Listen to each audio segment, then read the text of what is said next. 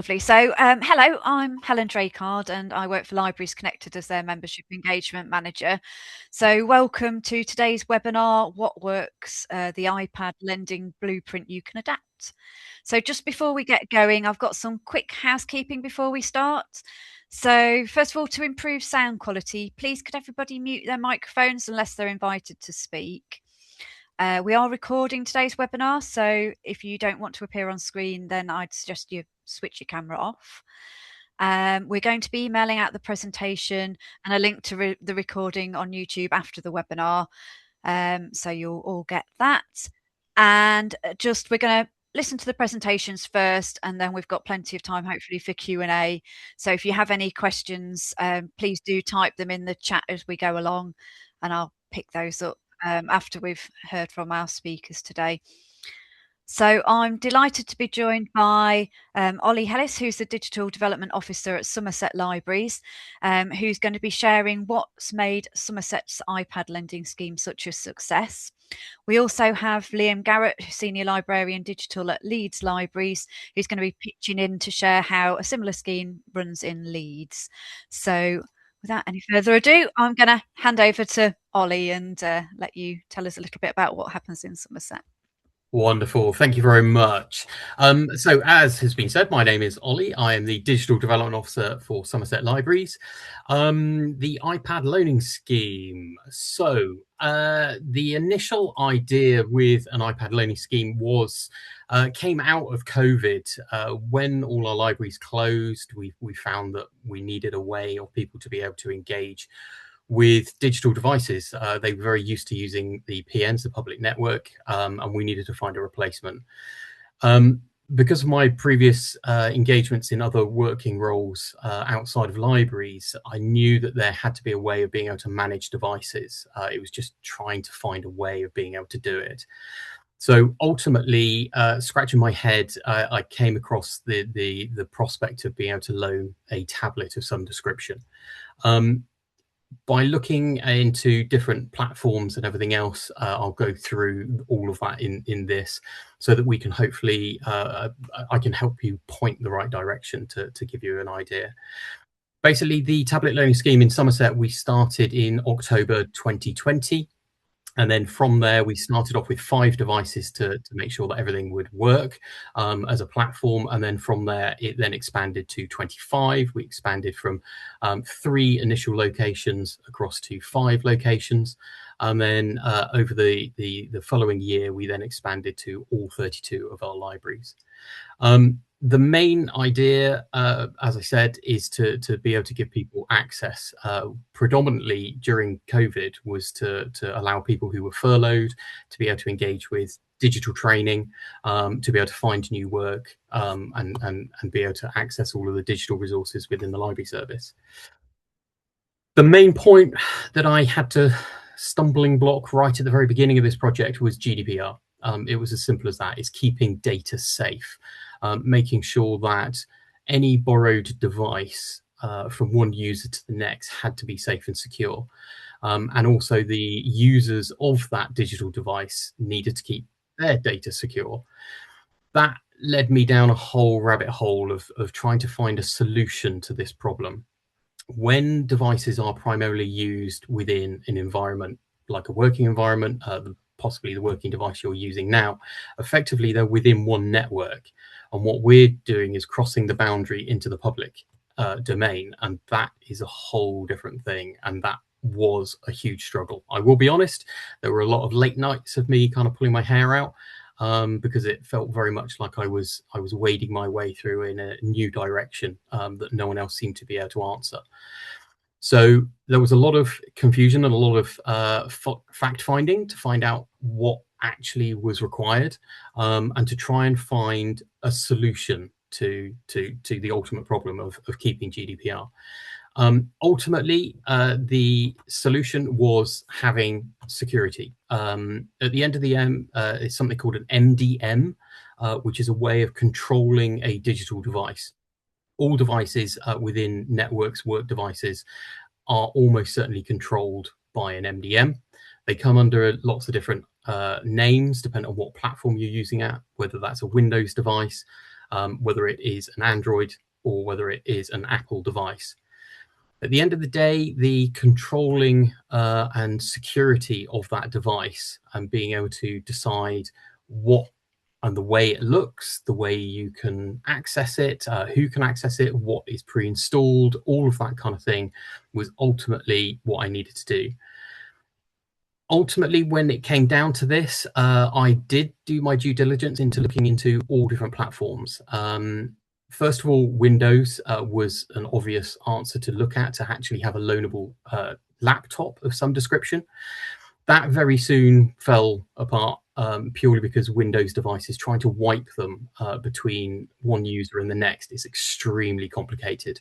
I have actually found a solution to that now, but it isn't perfect and isn't really ready to be loaned. That left me with two tablets. There are two main flavors of tablet, which is Android or Apple.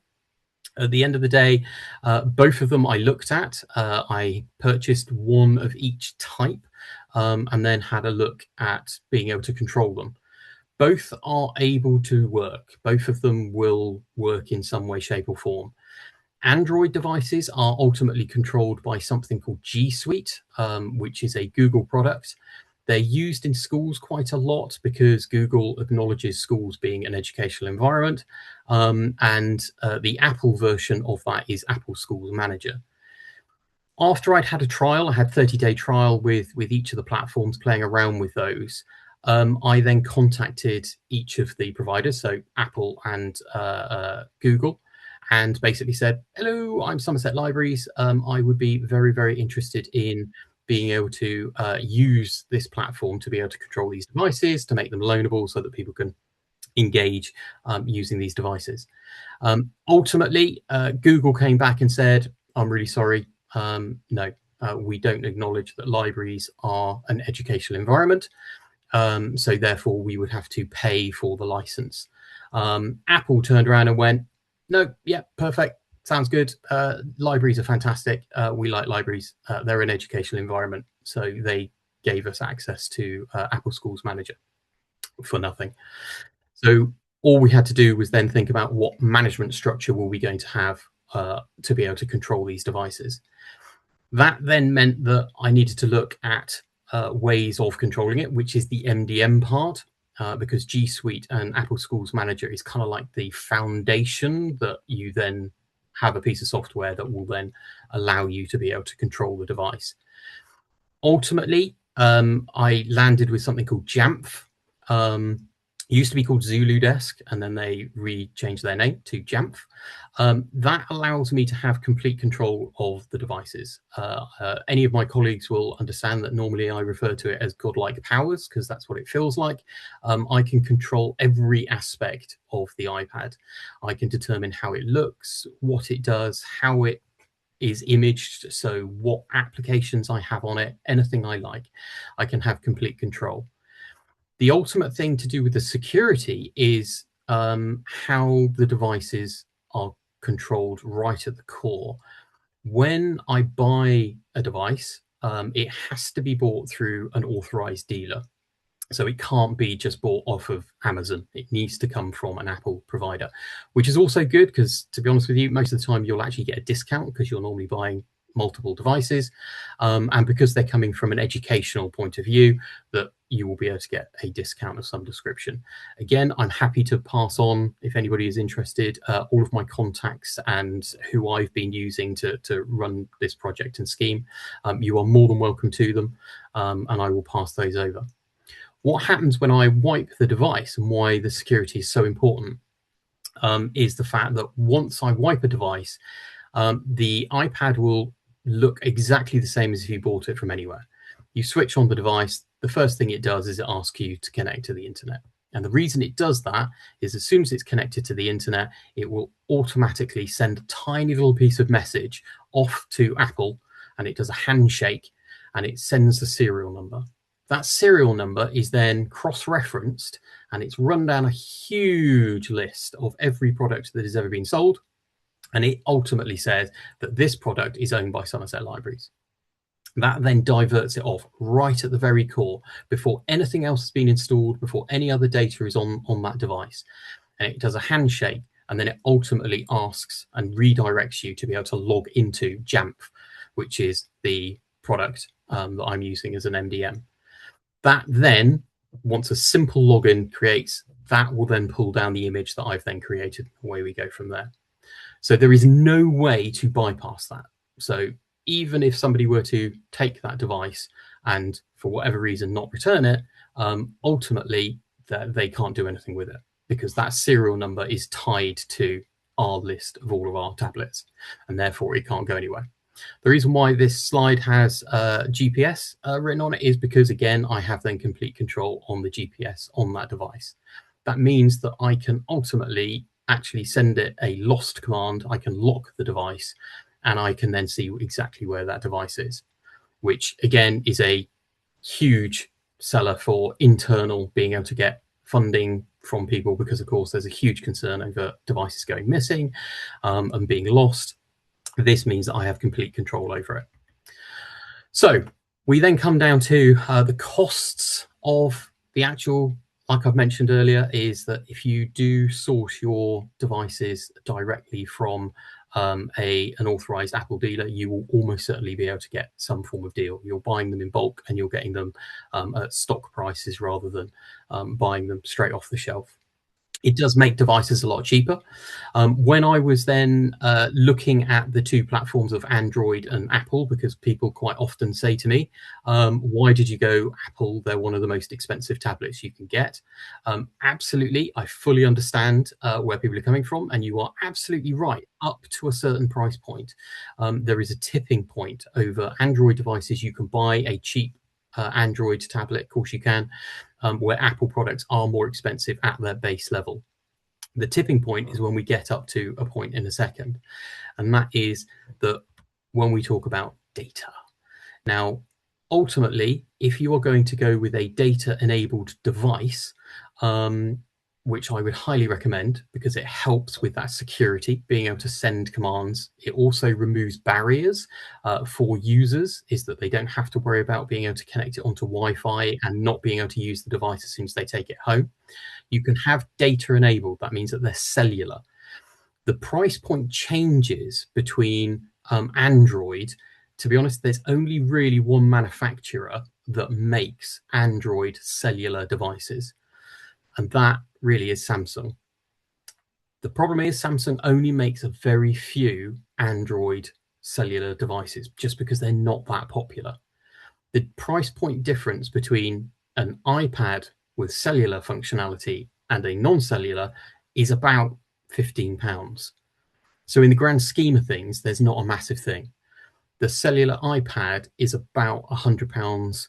The Apple product is about £100 cheaper than the Samsung cellular Android tablet of the same size. So that's the kind of price comparison. So therefore, trying to bring costs down. With the price point and trying to keep costs down, the whole reason of me managing this within Somerset Libraries myself was, again, to try and minimize those on costs. Every project that I work on, I always try and eliminate as many on costs as I possibly can.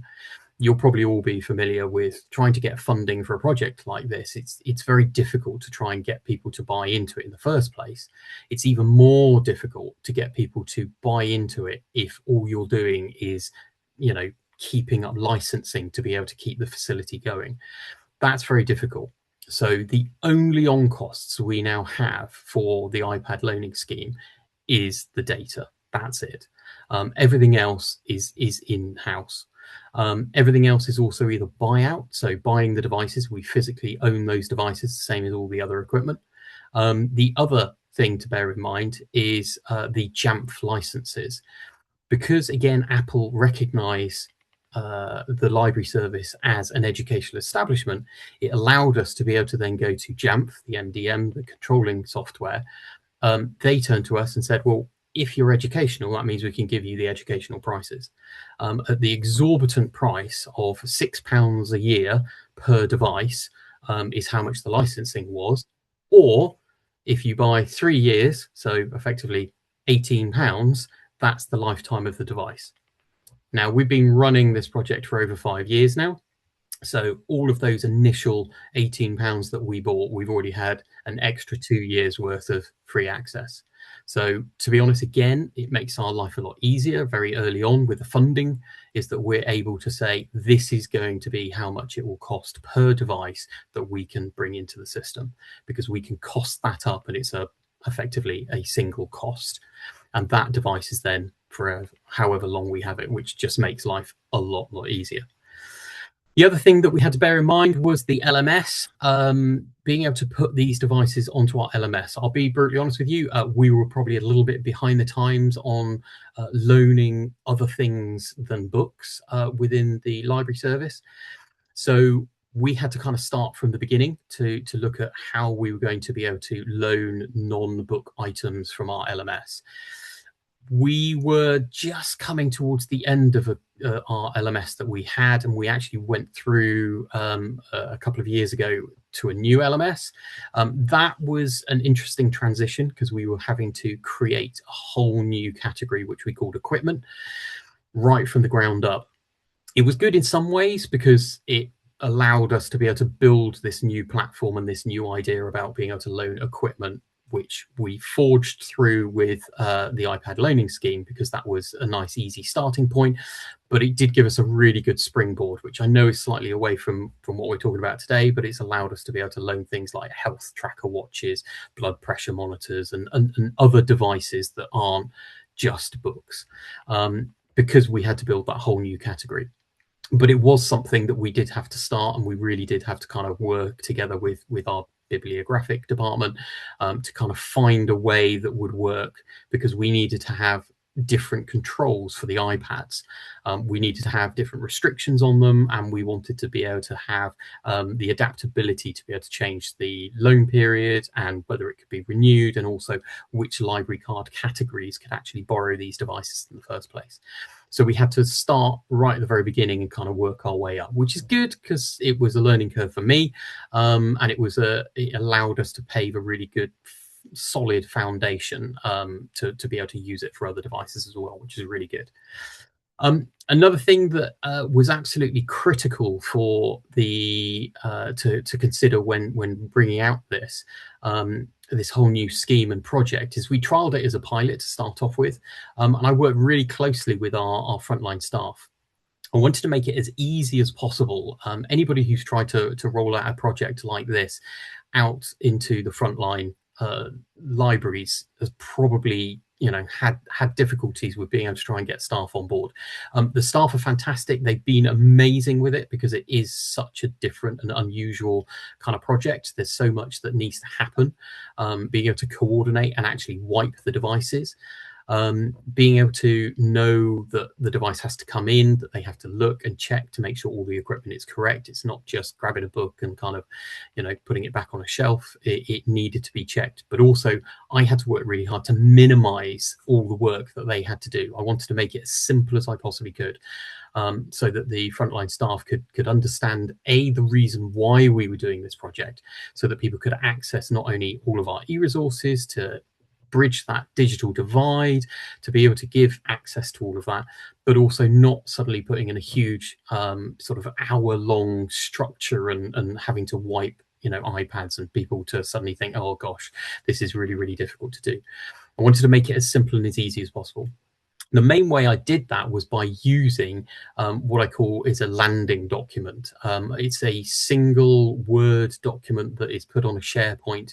That document starts off with very simple headings that just takes you through, I think there's about 12 different categories on what to do with an iPad, and it's literally called What to Do with an iPad. That landing document answers anything that any frontline member staff might need.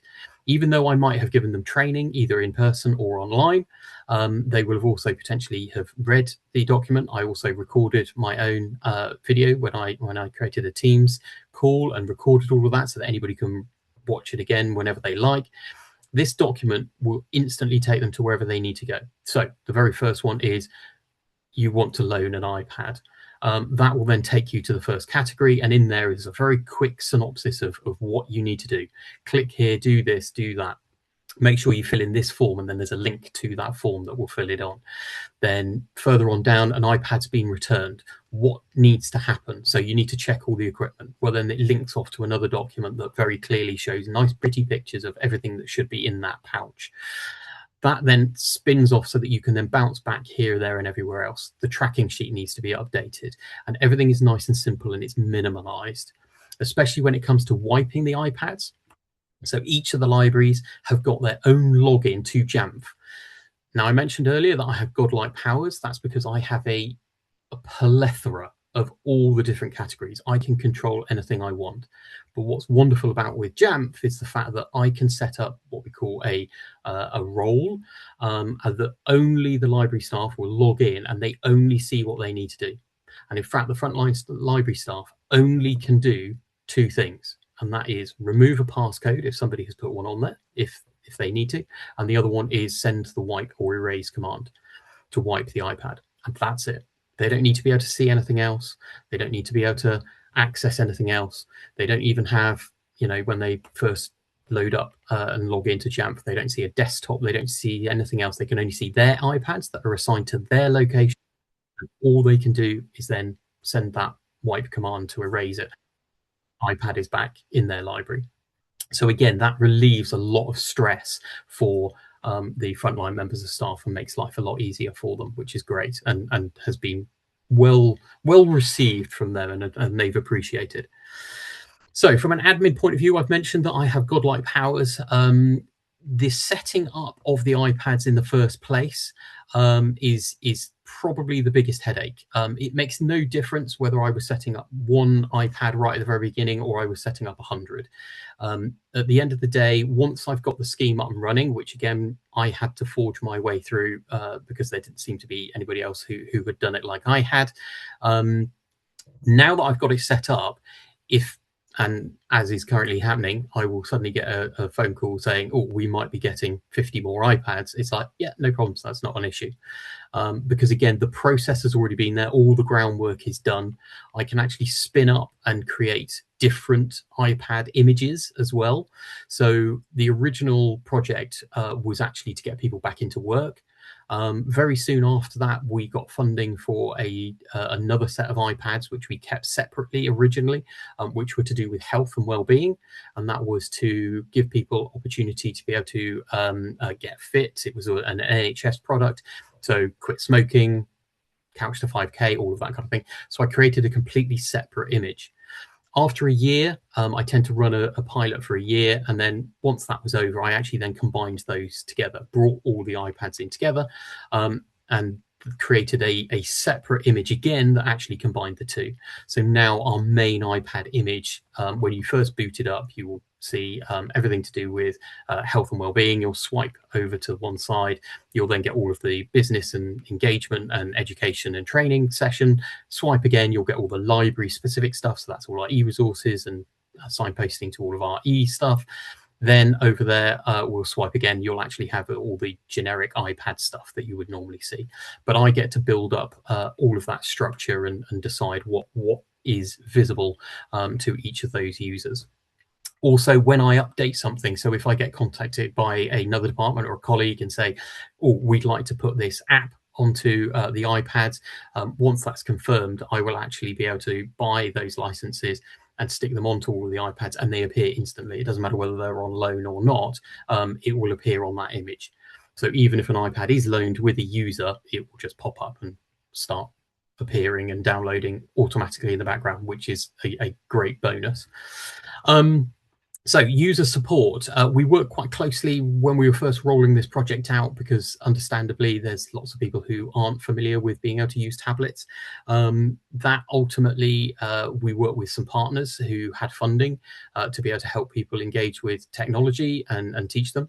What we also did was we created, and currently we are actually updating it, is we created an internal video, which again was pre-installed as part of the image on all of the iPads, that shows people how to use the iPad.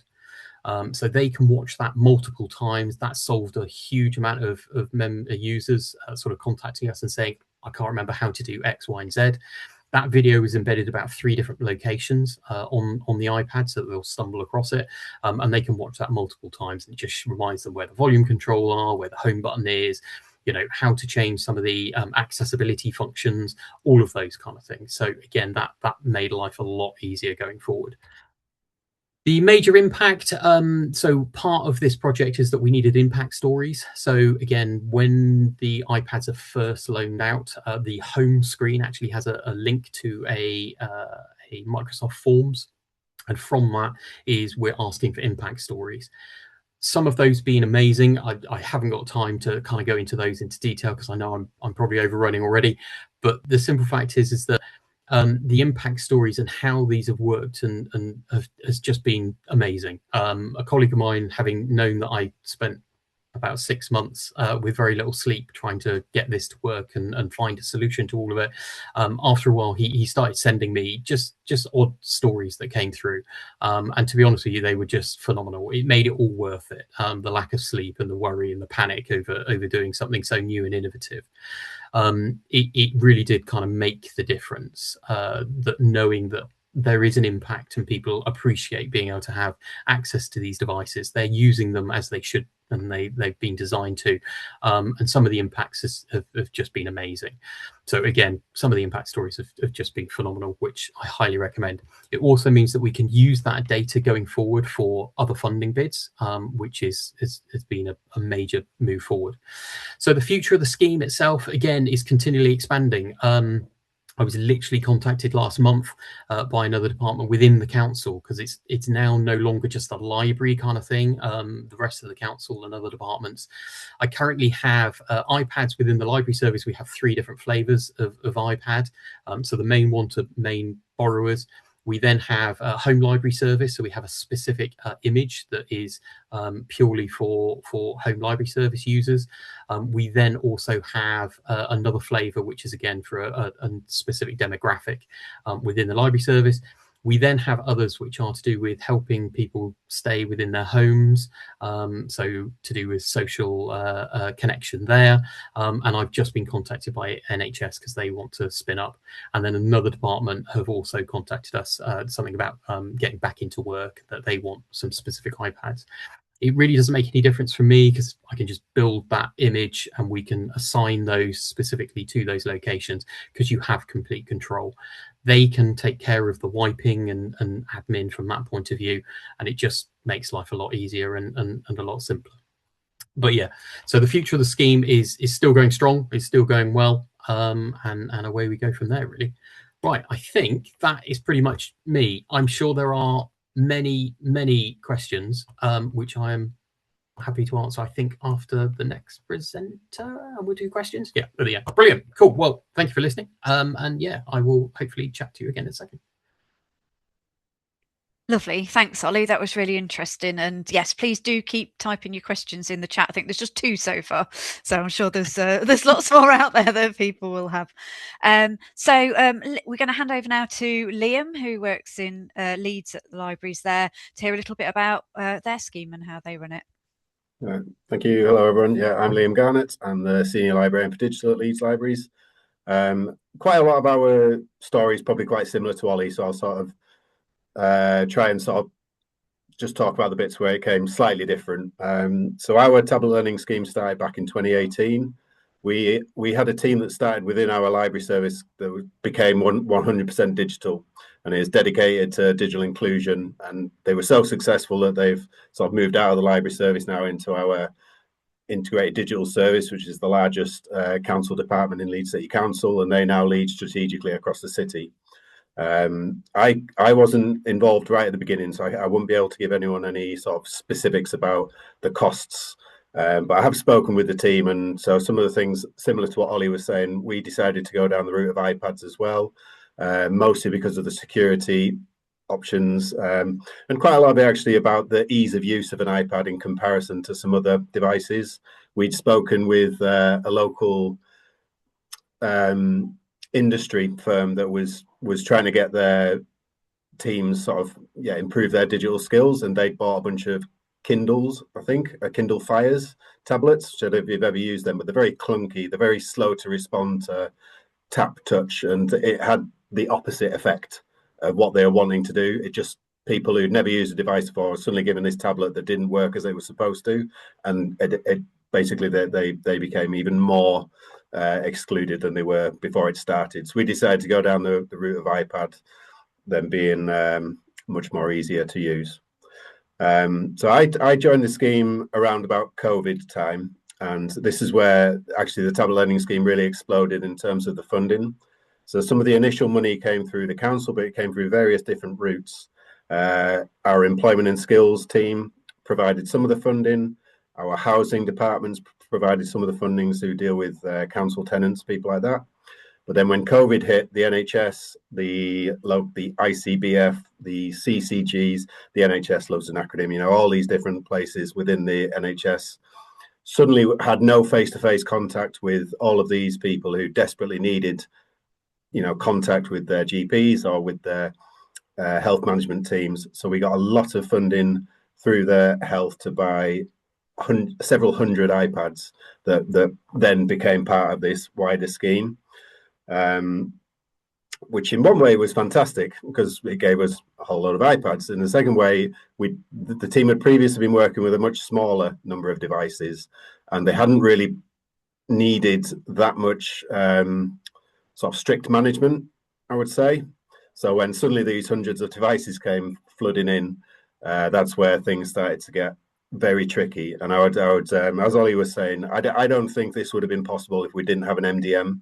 So we actually went down the route of Mars 360. I think Jamf was one that they were looking at, but we ended up going for Mars 360, and also something called Asavi Moda, which has now changed its name to Akamai. But that so Mars 360 is the MDM that manages, as Ollie was saying, things like if you need to remotely lock a device or unlock a device, that's Mars 360 take cares of that. We're also providing data with these iPads, but we needed a cap on that data.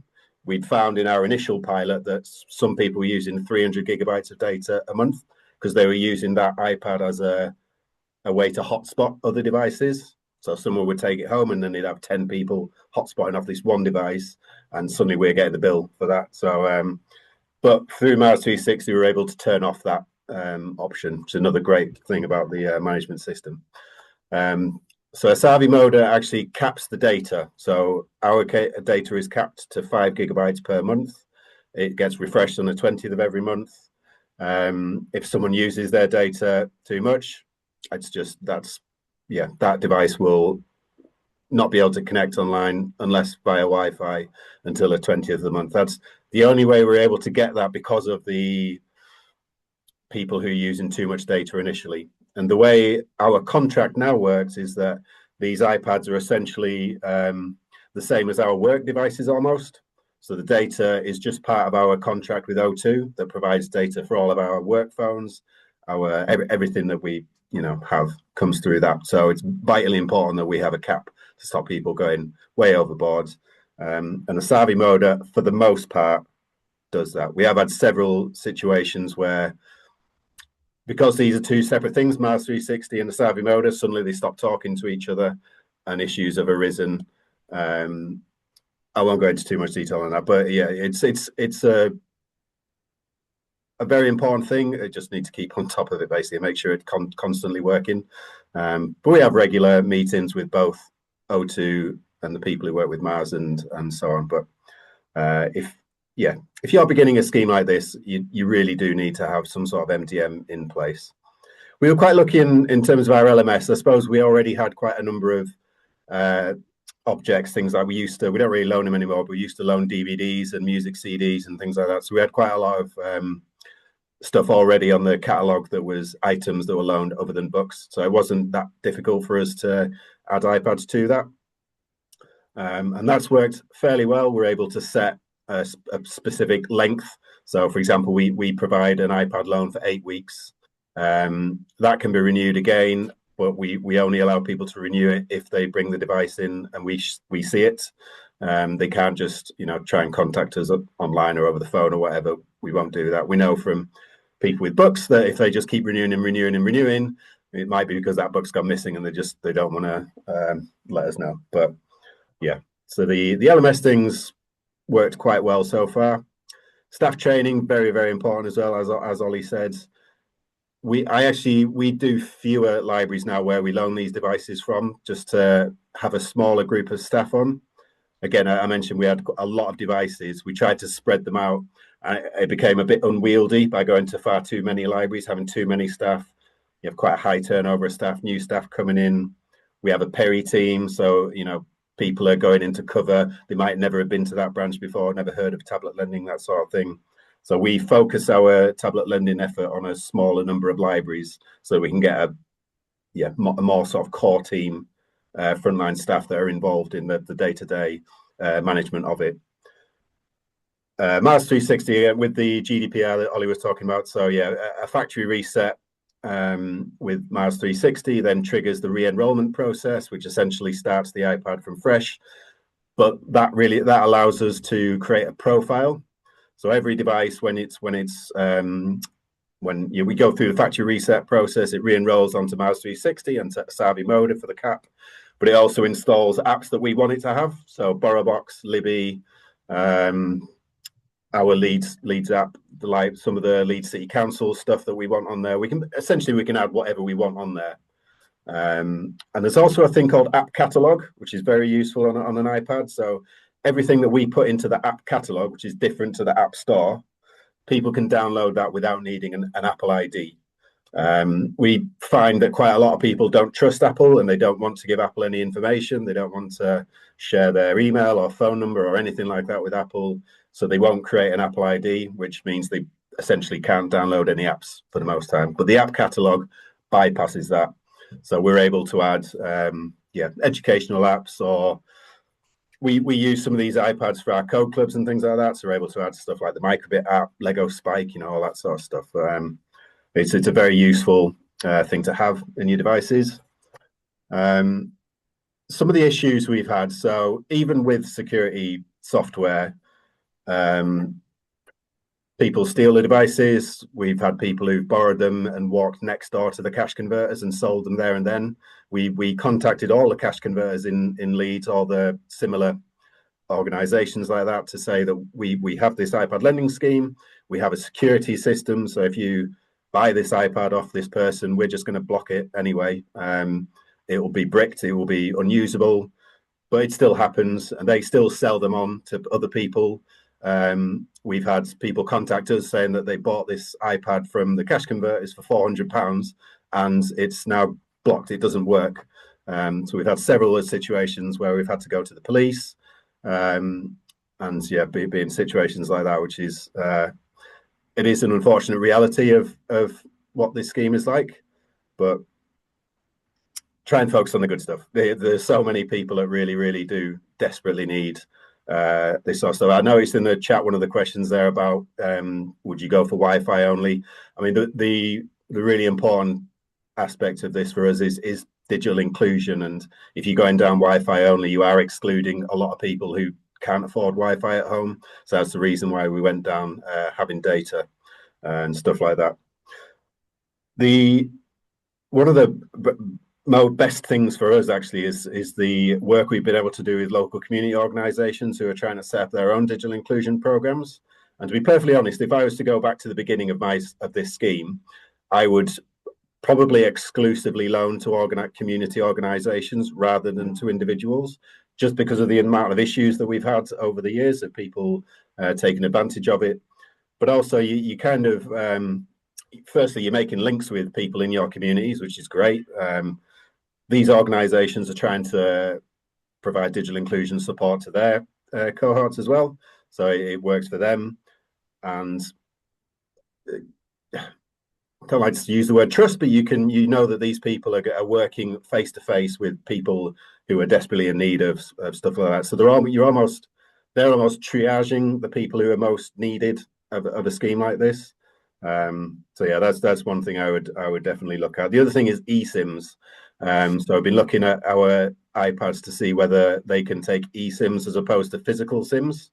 Another thing that we've had is people take the SIMs out and put them into a different device.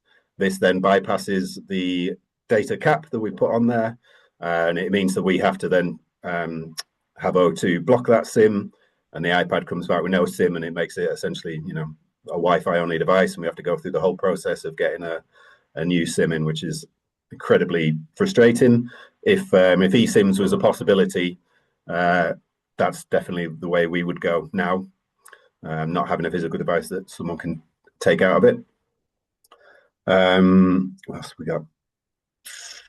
Staff training, loan agreements. That was a really important thing. With everyone who borrows an iPad, we do ask that they provide us with ID as well when they come in to loan a device that matches their LMS profile, and then they sign a loan agreement, and it's a fairly standard loan agreement. It just includes a fair use policy, not removing the SIM, for example, that we've added recently, all that sort of stuff. And then the person takes that home with them. But that's when we put it through the council's legal team. Again, this is before I started, but they said that was enough to sort of cover us, because the police actually got in touch with us right at the beginning, and they were not pleased with this sort of scheme happening. They thought there are too many people who, should not be allowed devices, essentially, because they might use it for illegal stuff like that. So, but the council had its own risk assessment done, and I think they basically went down the needs of the many outweigh the needs of a few chances, that sort of thing. That's about it, really. Yeah, I think that probably covers most of everything I want to say, really. Thanks, Liam. That's great. So we've got about just over 15 minutes then for Q&A. So I'm going to run through and see what we've got. So there's another Ollie that's asked a question. I know. And he was just wanting to ask you again what the difference in that price was between an iPad and a Samsung device. Yeah, absolutely. So when I first looked into all of this, iPads were about £300 and £350 for an iPad. The equivalent with a Samsung at the time for cellular was about £450. It's as simple as that. It was just more expensive just because Samsung just don't make that many cellular versions. It's as simple as that. I think the next question was something to do with Wi-Fi only devices as well, which kind of ties in. I would highly recommend Wi-Fi enabled. It's as simple as that, just because you've got control. We have had to use non-mobile data enabled devices for a while. It's been a bit of a roller coaster with the whole data SIMs aspect. We first initially, I went out and went to everybody. I went to O2. They gave me a price for SIMs. When I was doing this, we loaned for 6 weeks. I probably forgot to mention that earlier. And because of that 6 weeks, we worked on the principle that if borrower A used all the data in their month and then the start of the next month of the last 2 weeks of their loan, the next borrower wouldn't have any data. So it would be an absolute nightmare. So to be honest with you, I only went with unlimited data, which I know some people will be going, but during COVID, the one positive that came out is that data prices actually became sensible, because before COVID, data prices were ridiculous.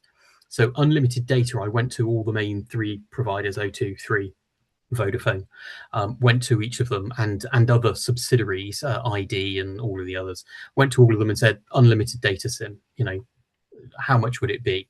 I got a variety of different prices. Ultimately, most of them came back about £20 a month per device for unlimited data. 3 came back and they said £6. And so I went, okay, we'll go with that. So we budgeted that in at £6. Again, it's been a roller coaster. Sometimes we've had to pay when we bought in new devices and we bought new contracts for those. They've been, about £10. One point we had a whole host. We had 80 devices for £2.50 a month for unlimited data, which is just insane. We didn't manage to keep, that many of them for that long, but hey ho, it's just one of those. We are currently now moving over to Vodafone because I don't know if you're aware, but Vodafone and 3 are now merging. That's kind of worked really well for us. The issue we had with 3, which is a bit of a headache, which again you may or may not have, is 3 would only allow us to pay for the SIMs monthly, which was a real nightmare. because we had that amount of money for funding. But if it went over a financial year, absolute headache for us. Luckily, this year we are currently in the process of moving over to Vodafone. They're going to sell us unlimited data SIMs. I think they're £8 per month plus VAT, but we're able to pay for the whole year upfront, which is great because it means that funding bid, we can just give them the money and they will send us a bill chipping away at the thing, which is going to make our lives a lot easier because that's a lot less stressful. But I would highly recommend cellular if you can, budget it in. And like I say, I can give you all the contacts I've got for Vodafone and Three and whoever else you want to go with. More than happy to do that. Thanks, Ollie. Katie, you had a question about demand. I don't know if you want to ask your question yourself. You there?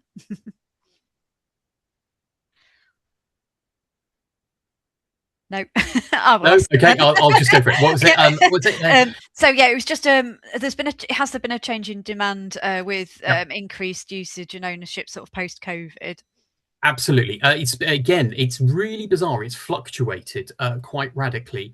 During COVID, there was a massive. We couldn't host enough. We had to put in a firm, hard no to renewals.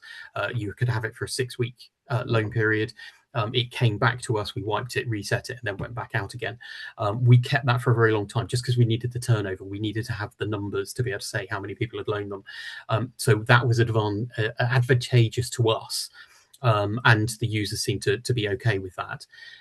Later on, we started to do renewals, very much like Leeds. We did exactly the same, is that the device has to come in. We need to view it. And because of that, we want to make sure that all the equipment's there, that nothing's gone missing. And it slowly kind of, averaged. We currently have about 150 devices that are loanable. On an average, we've got about 40 out on a loan at any given time. Interestingly, over the last sort of 3 months, that has now increased. We've now currently got about 80 out on loan, just because, I think, again, economic climate just out there, it's difficult to predict. We're also pushing into new areas, like I was saying, to engage in different other departments within the council, that allows us to kind of, be able to sort of stay on top of it.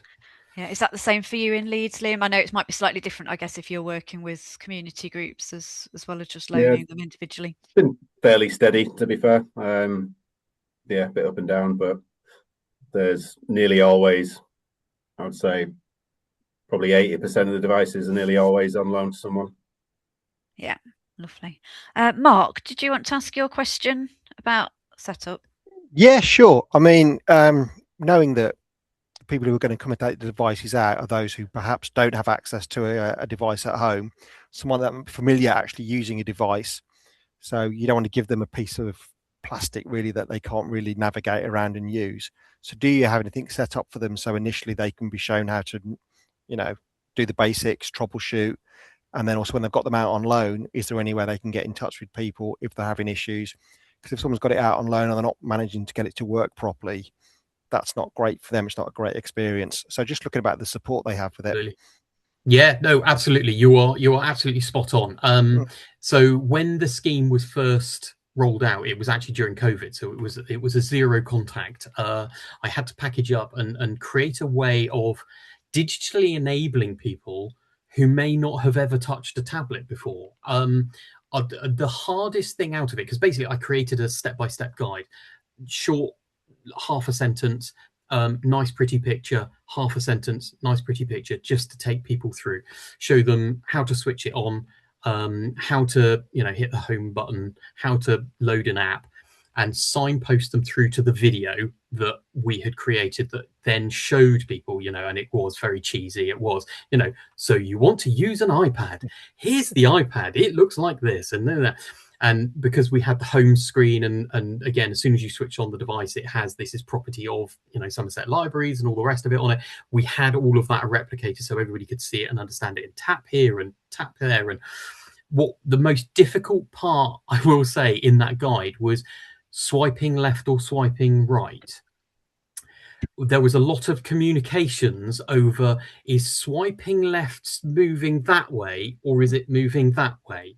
Because the screen's going one way, but you're swiping the opposite way from right to left. And, so there was a lot of discussions over that, because the way we learn, as in, you know, how you would communicate that when you're physically with somebody is very different to when it's written down or anything. So there was a lot of pictorials, there was a lot of kind of guidance to try and support people as much as possible. And the second half of that, I think, you know, now that we're out of COVID, we now have that as part of the learning process. So you're borrowing an iPad, you've come in to collect it. We will then spend a few minutes just showing you that, even though that guide is still in the pouch, in the pack of all the stuff, that's still there. And then once that borrower has taken it home, not only have they then got the paperwork to follow it up, they've got the video to support them, we will then working with our partners. So we had a company called Positive People, and we now have a company called Spark, who have funding which is all to do with engaging people and enabling them digitally to use devices. They are aware of the scheme, and bless them, they actually created a landing page for a website. So when I have a link on my tablets that they will tap on, that it will take them through to their webpage, and it has like a hit list of the most commonly asked questions, and then at the bottom it actually has contact, so they can actually bounce them a message and say, I need some help and support with that. And they actually are funded to be able to have a Teams Zoom call one-to-one where they can share screens and talk them through that, or they can make a physical appointment to actually go and meet them. Because we, again, you know, back in the day with Good Things Foundation, we would have done kind of Learn My Way kind of platforms where, again, we'd invite people in and they can bring the tablet, and we'll do that wherever we possibly can, where we've got volunteers. But this allows them to be able to do it so that they're not stuck over a weekend having borrowed it on a Friday and suddenly going, what do I do with this thing? So yeah, we try and layer the support as much as we possibly can. It's never perfect, but it's there to be able to signpost and kind of take some of the pressure off of us, the library service. That's great. Is that similar in Leeds as well, or is there anything? Yeah, I'll just add, you know, we found certainly with the stuff we've done around digital inclusion and exclusion is that the people who are digitally excluded, for the most part, it's because they're not motivated to actually get online. So most of the time they won't even come and get an iPad because they don't really want one. So this is why it's really important working with community organizations who have a wider sort of offer to speak to those people, because then if you can get those iPads to that organization, they're the ones that can give that inspire them to actually give it a go. But then of course we have our regular digital drop-ins. I might as well pop into the chat. So we have a niche academy, our libraries online learning, that we developed basically a beginner's course in tablet lending, in using a tablet and various other things. So that's on the iPad homepage as well, so people can just access that through it. Thanks, Liam. And then there's a couple of ones that I'll just read out. There's one from Keeley, which is asking if customers were charged if iPads are damaged or lost, and then one from Jazz asking around the percentage and the total number of sort of how many devices have been lost or stolen.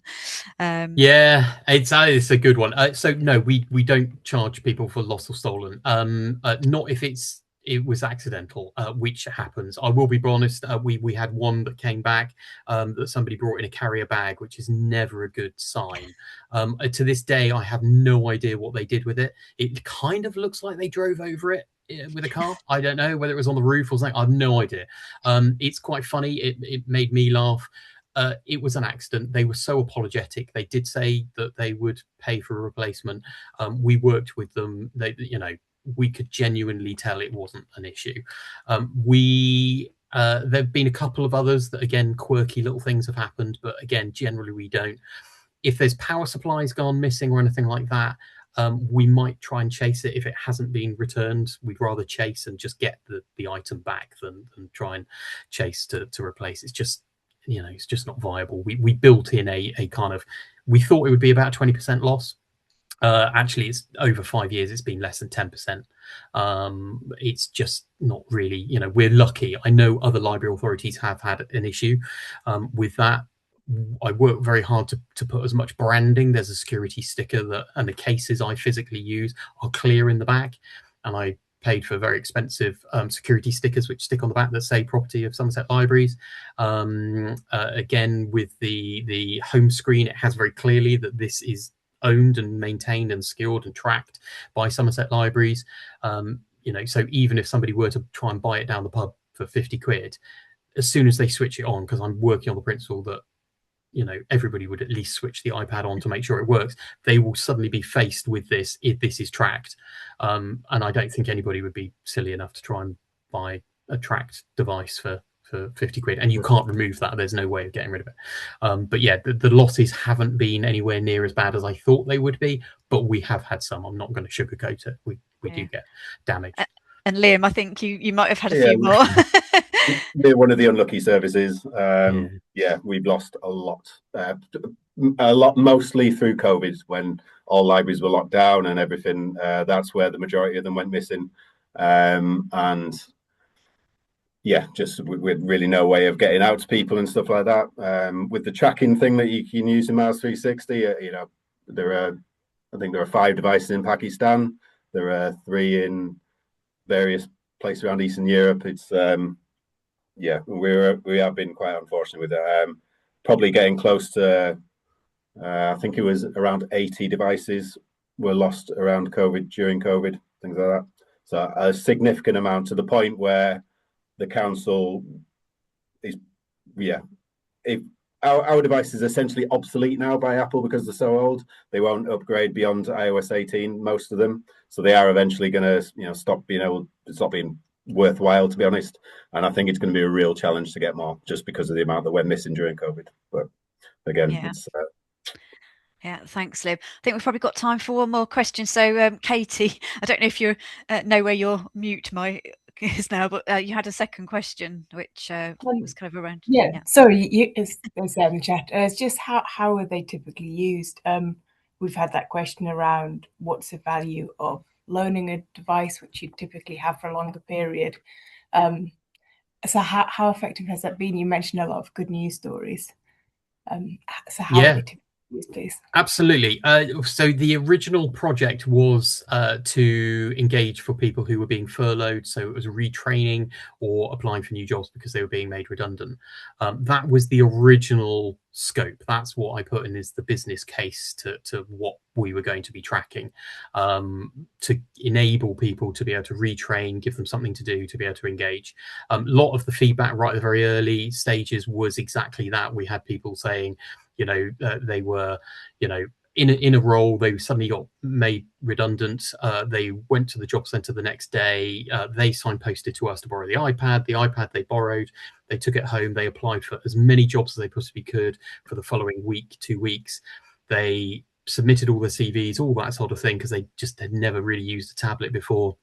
They then submitted it all, had interviews towards the end, and actually brought the tablet back early because they wanted to be able to have it available for other people because it had been so useful to them. So that was the initial plan, and that's what we still do to this day.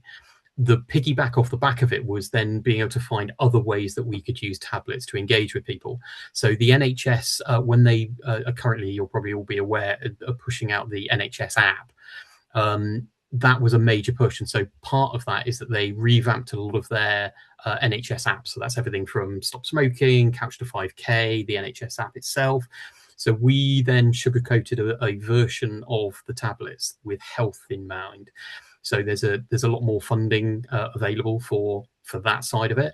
So we then encapsulated that into the iPad. So it meant that we could get funding from another department to be able to buy more iPads to make them available. But because we kind of combined the image, it allowed us to be able to have more of those devices. So now we have things like people borrowing either like health tracker watches, which again then using the iPads, or they're using the iPads to engage with health. There was a project which was the NHS were, after people have been have left hospital, that they needed to fill in this tracking with how they were feeling, what they were eating, what exercise they were doing, and it gave them advice on how much movement they should be doing, all of that kind of thing. But it needed to be live. And of course, lots of people leaving hospital didn't necessarily have a tablet or a smart device to be able to do that. So they couldn't be expected to go into a library where they would normally access, free digital resources through our public network computers. So by having a tablet, so they funded us to have a certain number of tablets so that those people leaving hospital could be issued with them and use it from there. There are lots of different scenarios where actually a tablet is really useful. I think, whether that's and any age range. So depend on what it is that you're thinking about, there will be a user case. It's just finding what would be practical and potentially combining it and sort of saying, look, if we set it up and get the funding for this, we can also package it and aim it at other people as well. It doesn't have to be just one specific demographic. Perhaps start that way, and then you can add in others and make life a lot easier for yourselves. Lovely. Thank you. Well, unfortunately, we've run out of time there, but that was really interesting. So huge thanks to Ollie and Liam for sort of sharing their experiences, and thanks to everyone for joining. Before you go, I just wanted to share some information about our Innovating and Trusted Spaces project, which is exploring ways to engage library users with digital literacy and AI. So I'm just going to quickly, if I can figure out how to share my screen. This, if it works.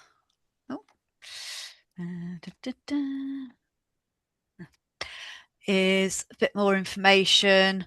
So basically, there's a community of practice discussion group coming up at the beginning of March. So if you're interested, I will pop the sign up link into the chat. And also there'll be a publication coming out at the end of March around the sort of practice framework. So if that's of interest, then please have a look out for those. So yeah, thank you everyone, and I shall just post this link in chat.